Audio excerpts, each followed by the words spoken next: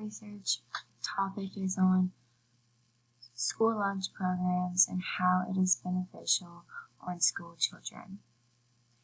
My question states, does the presence of free school lunch programs help to have better outcomes in obesity rates and food insecurity for school children?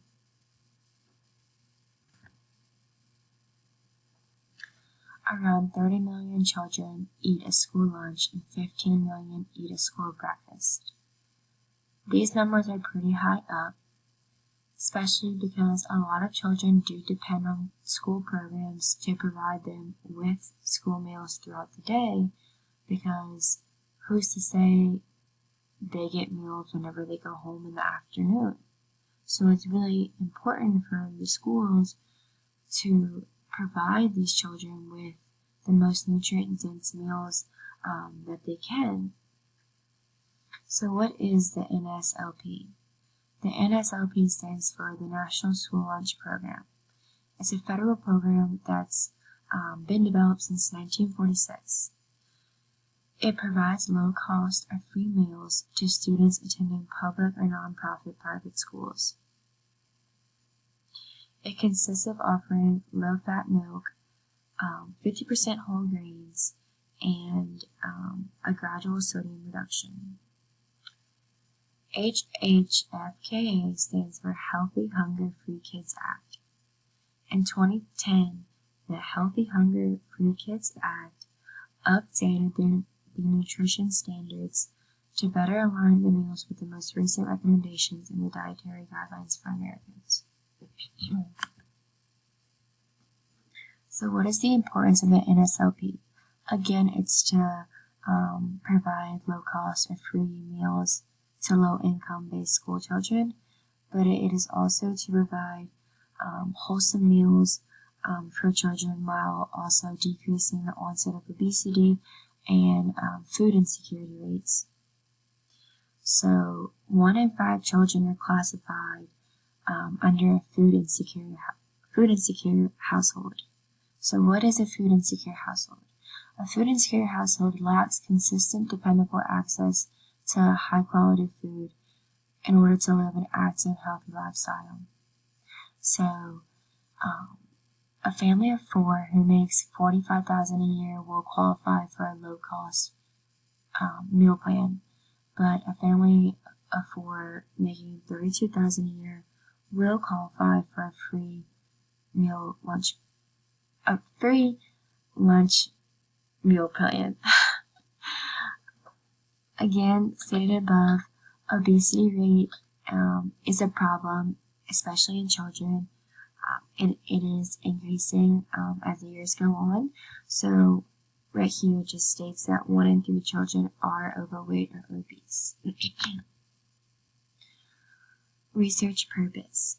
The purpose of this research aims to determine if the National School Lunch Program is effective in food security and lowering obesity rates in low-income based school children.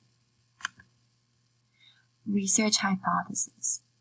If schools around the country would participate in educating school children on the National School Lunch Program and eating an appropriate and adequate lunch, then the onset of obesity in children and food insecurity would decrease, resulting in better outcomes.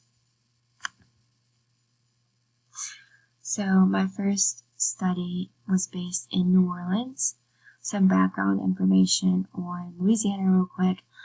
Louisiana has a food insecurity rate of 17.6%, which is over the average. The U.S. national average is 14.3%. So this study uses HSFC, which is just a standard utilizing healthier food options with fresher and less processed ingredients. So what this was, it was a plate study, and they examined consumption rates of lunchtime meals in schools. They would weigh the pre-weight and the post-weight, and they would literally weigh individual foods. So they would weigh the entree, the vegetable, the fruit, and the milk pre and post. After gathering the data and getting the results, the article concluded that the school children ended up consuming less than 60% of the USDA recommendation. So for my next article, it focused on nutrition quality. So nutrition quality is very important for young school children because this helps them with academic achievements. It will help them with their brain function, with their fine motor skills, with their cognitive skills, with their memory skills, and all that great stuff. So what this study did was they reviewed any improvements in the end-of-year academic tests over a 5-year span. After gathering the data, the schools that provided meals with a higher healthy eating index score improved their test score by 0.03 to 0.04, or 4 percentile points. It was also noted that students who qualified for free or reduced price lunches saw increases that were 40% larger than those of other students. For my next study, it was based on BMI. So they wanted to see if the National School Lunch Program had any effect on BMI and obesity and weight reduction in school children. So this study had 5,480 third grade students exposed to the new updated standards of the National School Lunch Program, and they had 9,240 third grade students that were not exposed to the updated standards. After gathering the results of the study, they concluded that the boys who ate the updated standards experienced slower BMI scores than the non-participants, and they also experienced their BMI Z-scores increased by 0.10 compared to the non-participants that had an increase of 0.18. The only thing that